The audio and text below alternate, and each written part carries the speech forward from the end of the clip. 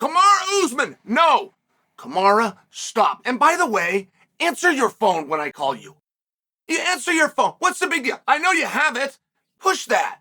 Go, the greatest mind in the sport is calling me. He probably needs to tell me something. And I do, and it's about you. I'm not calling to borrow money. I'm not calling to ask you to come on the show. You don't have to do anything. I'm calling with information to hand you because you apparently don't have it.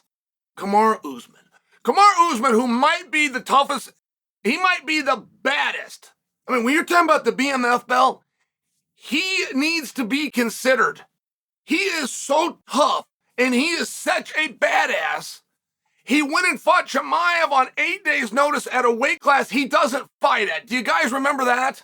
He is so tough and such a badass, he got knocked out with a head kick that will rattle you and give you PSD forever. Flew to that guy's hometown just to fight him again. This is how tough he is. Kamaru Usman is so tough that he has just called out Shavkat what? What's his last name? I'm not trying to be a dick. Shavkat Chimaev? Shavkat what? Rakhmonov. And you've got to really understand, there was a call out of Shavkat. And I have to give credit to Delana, and I do. But it didn't really get off the ground.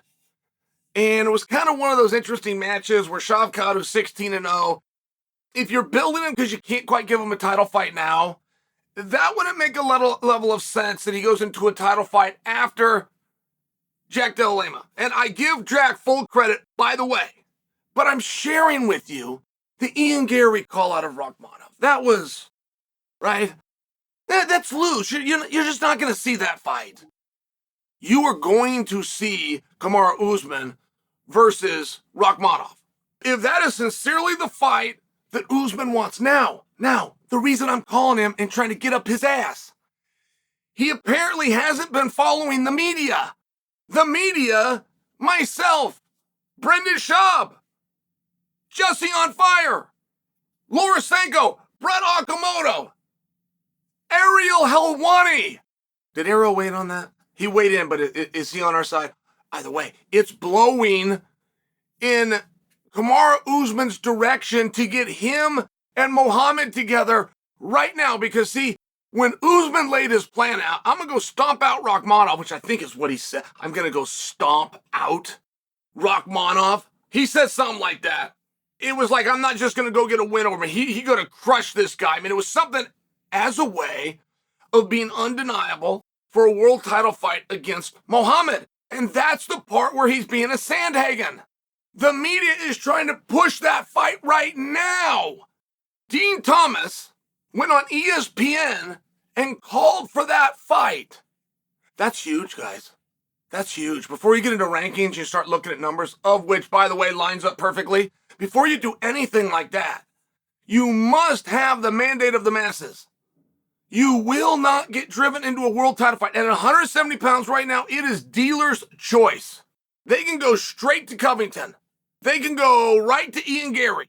I think their likelihood of going to Rakhmonov is very small because I can't picture a face-off with these guys and I can't picture a press conference. And it's very hard in today's era to do a main event without a meaningful press conference. And just one will do, but you got to get it. Now, Dana used to have to do these all the time. Well, that's before social media came around. That's before he had deals with network television. And I'm just sharing, like, it is a little bit of a different game right now. When Dean Thomas goes on ESPN and calls for the fight, it's a really big deal. And all that's going to do, guys, all that's going to do is kickstart things. Now, you got to take it from there, right? You got to put the gas on that bike, but it will kickstart it. It will give you a spark. It won't get you the job. It'll get you the interview. Do I need another adage?